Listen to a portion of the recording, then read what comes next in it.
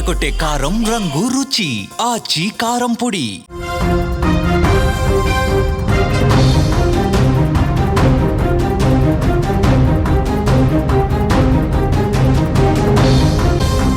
ప్రియుడి మోజులో భర్తను దారుణంగా చంపేసింది. కామంతో కళ్ళు మూసుకుపోయిన కొంతమంది భార్యలు భర్తని చంపేందుకు ఏమాత్రం వెనకట్టంలో ఆలోచించడంలో అసలు భయపడటం లేదు. పరాయి మగాడి మోజులో పడి పచ్చని సంసారాన్ని చిన్నాభిన్నం చేస్తూ ప్రాణప్రదంగా చూసుకోవలసిన భర్తని లిటరల్గా చాలా దారుణంగా మర్డర్లు చేసేస్తున్నారు. ప్రియుడితో ఉన్న అక్రమ సంబంధం బయటపడటంతో పద్ధతి మార్చుకోవాలని భర్త చెప్పినా హెచ్చరించినా ఆవిడ ఇంకా వినిపించుకోవాలి. తన సుఖానికి అడ్డొస్తున్నాడు, వీడు లేకపోతే నేను హ్యాపీగా ఎంజాయ్ చేయొచ్చు అని చెప్పి చంపేసింది భర్తని. చంపేసి గుండెపోటు నాటకం ఆడింది. పోలీసుల విచారణలో ఆ రాక్షసి పాపం పండింది. ఇప్పుడు జైల్లో ఓచులు లెక్కిస్తోంది. మేడ్చల్ జిల్లా మేడిపల్లిలో అశోక్ హత్య కేసులో వెలుగు చూస్తున్నటువంటి విషయాలు ఆశ్చర్యపరుస్తున్నాయి. పోలీసుల ఇన్వెస్టిగేషన్లో నిజాలు మొత్తం బయటకు వచ్చేసరికి షాక్ అయిపోతున్నారు జనాలు. కర్ణాటకకు చెందిన అశోక్ పూర్ణిమలకు 2011లో పెళ్ళయిందండి. వీరికి 12 ఏళ్ల కుమారుడు కూడా ఉన్నాడు. అశోక్ యమనంపేటలోని ఇంజనీరింగ్ కళాశాలలో మేనేజర్గా పనిచేస్తూ కుటుంబాన్ని పోషిస్తున్నాడు. పూర్ణిమకు ప్రకాశం జిల్లాకు చెందిన పాలేటి మహేష్ అనే కూలీతో అక్రమ సంబంధం ఏర్పడింది. ఈ విషయం తెలిసిన అశోక్ భార్యని మందలిస్తూ ఉన్నాడు. కాపురం నిలబెట్టుకోవాలనే ఉద్దేశంతో ఇల్లు కూడా మార్చాడు. ఇల్లు మార్చిన పూర్ణిమలో మార్పు రాలా.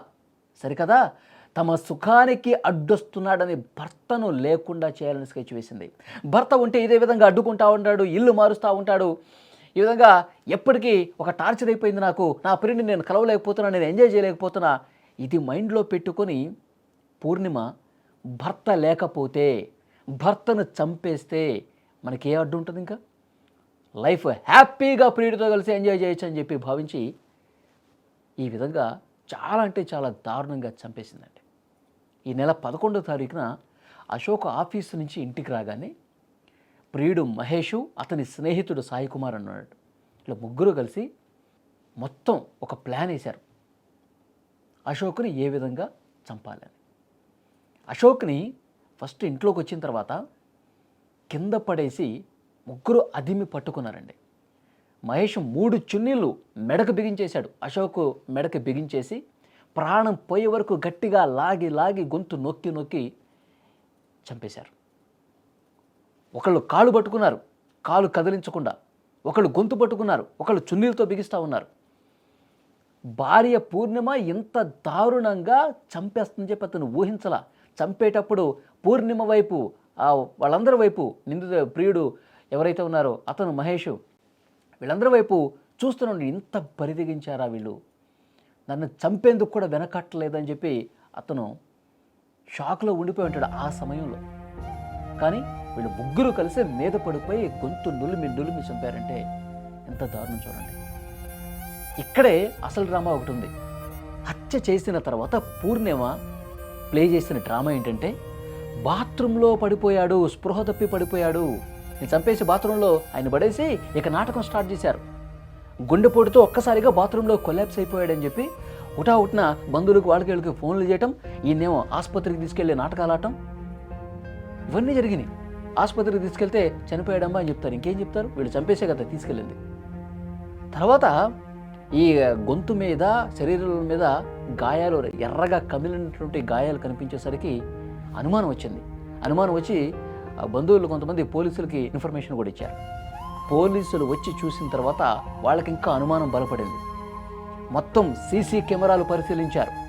పోలీసులు ఇంటి దగ్గర ఉన్న సీసీ కెమెరాలను పరిశీలిస్తే అశోక్ మరణించిన రోజు ఆ ఇంట్లోకి 2-3 వ్యక్తులు వెళ్ళటం చూశారు. చూసిన తర్వాత వాళ్ళెవరని చెప్పి విచారణ చేసి వాళ్ళని పిలిచి పోలీసులు తమదైన స్టైల్లో అన్ని కోణాల్లో విచారిస్తే నిజం కక్కేసింది. ఇతను మహేష్ నా బాయ్ ఫ్రెండ్, నేను ఇతనితో ఉండాలనుకుంటున్నా, అందుకే భర్తను చంపేశానని చెప్పి నిజం మొత్తం కక్కేసింది. చూసారా, కామంతో కళ్ళు మూసుకుపోయి ఇంత ఘోరమైనటువంటి హత్యలకు పాల్పడతా ఉన్నారు. మేడిపల్లి ఇన్స్పెక్టర్ గోవిందరెడ్డి గారు 3 నిందితులను కూడా అరెస్ట్ చేసి రిమాండ్కి తరలించారు. అంటే మనుషులు ఎట్లా తయారవుతున్నారు చూడండి, ఇక్కడ ఎంత దారుణంగా తయారవుతున్నారు. కామంతో కళ్ళు మూసుకుపోయి అసలు ఏం చేస్తున్నావు కూడా అర్థం కావట్లా. ఇక 12 సంవత్సరాల బాబు కూడా ఉన్నాడు. నీ పద్ధతి మార్చుకో, ఇకనైనా నువ్వు మారని చెప్పి అక్కడ ఆ ఇంటిని ఖాళీ చేసి వేరే ప్రాంతానికి వెళ్ళి ఉన్నా సరే తన తీరు ఏమాత్రం పోగా నన్ను ఇంకా అడ్డుకుంటున్నావా, నా ఎంజాయ్మెంట్ను నువ్వు అడ్డుకుంటున్నావు అని చెప్పి భర్తను చంపాలని చెప్పి ప్లాన్ చేసిందంటే అది ఎంత సైకో మైండో, ఎంత క్రిమినల్ బ్రెయినో మనకు అర్థమవుతుంది. ఇలాంటి వాళ్ళని ఏం చేయాలండి?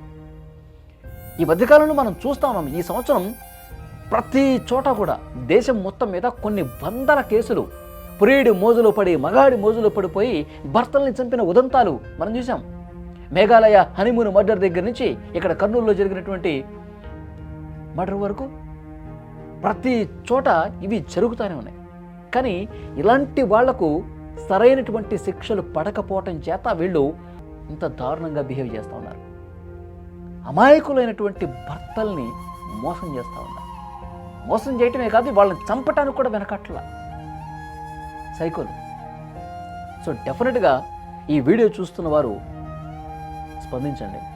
ఇలాంటి ఆడవాళ్ళని బరి తెగించి కామంతో కళ్ళు మూసుకుపోయి చంపటానికి కూడా వెనకాడినటువంటి ఇలాంటి మహిళల్ని ఏం చేయాలి? స్పందించండి.